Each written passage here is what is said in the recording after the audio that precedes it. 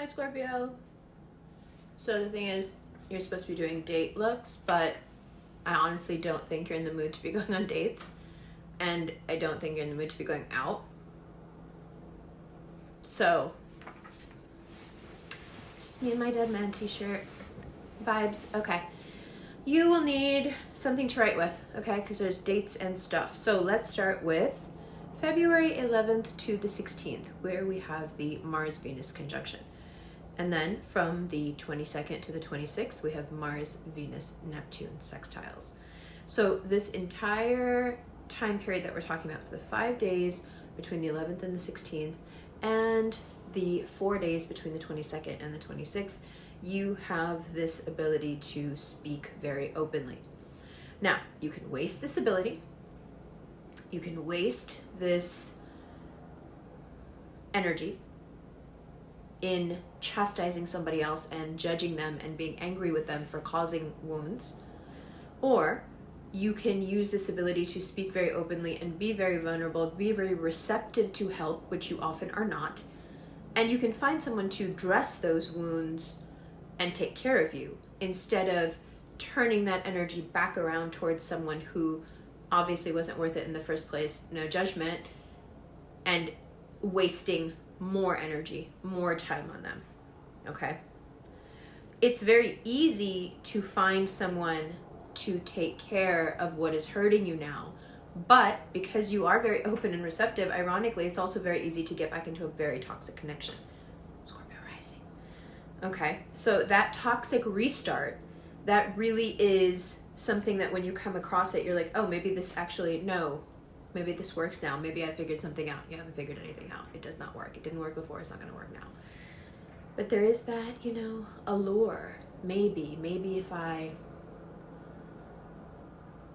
apply everything I know now. Every time I say that, I think of the receptionist in Beetlejuice. If I knew then what I know now, I wouldn't have had my little accident. Okay, and she has the sash on, the beauty queen sash, so apparently she lost it. Never mind. Okay, childhood memory, right back out of nowhere. Okay, so this toxic restart, the only reason it's even possible is because you have this wealth, this abundance of energy to take things that are difficult and tangled up and sort them through and mollify the people involved and really smooth things over. So if you use it in that way, it's so wonderful. But if you use it to, put the jumper cables on an old dead relationship, you will probably be able to infuse enough life into it to get it off the ground again, but not for long. So in that scenario, you end up giving it all you have, and yeah, it has some sort of an effect, but because the thing itself is not viable, it just eats up all your energy and then it falls apart anyway.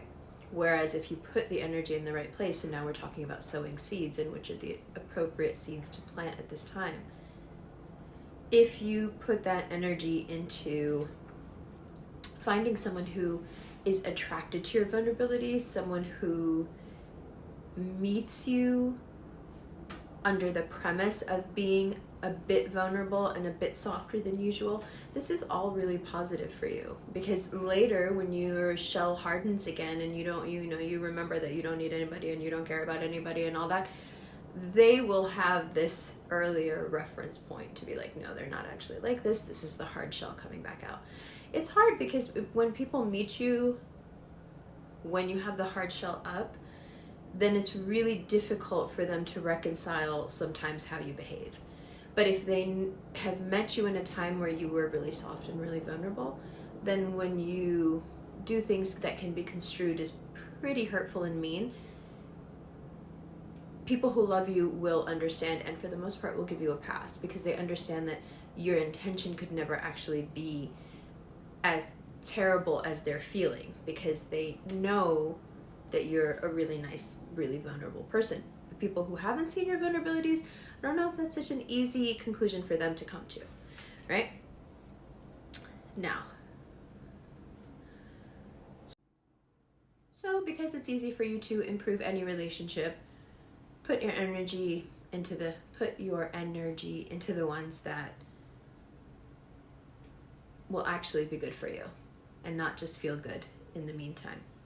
Okay, this is also a great time to rack up juicy info about others, because they are just talking and the retrograde is getting to them, and even though on the 3rd the retrograde is over, people just want to spill their guts. And if you just keep acquiring information, say nothing to no one, and just keep making mental notes, in a couple months you will have a lot of ammunition.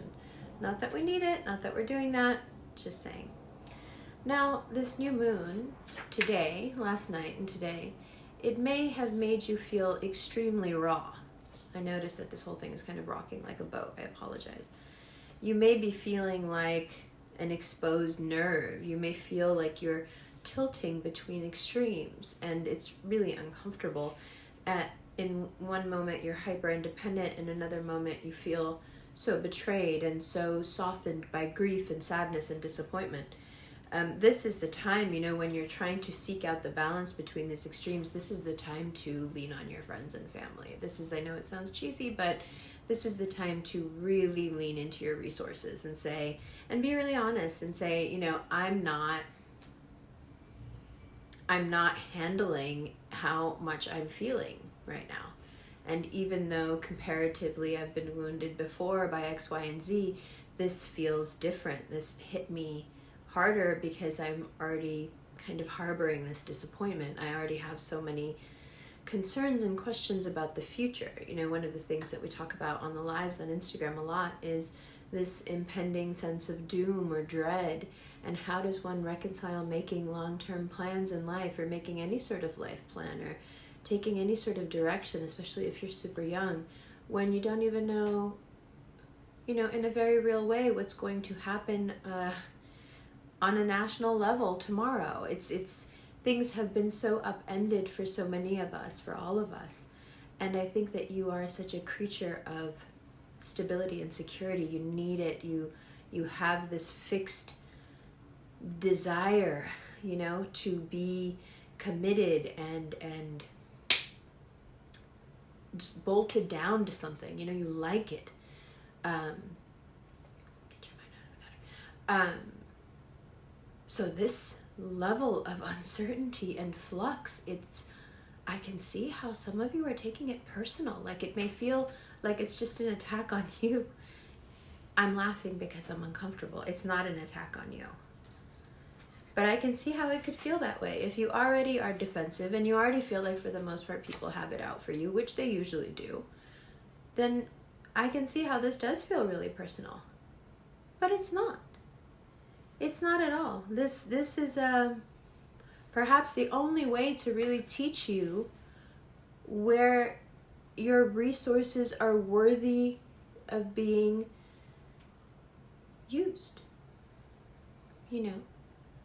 When you throw pearls before swine,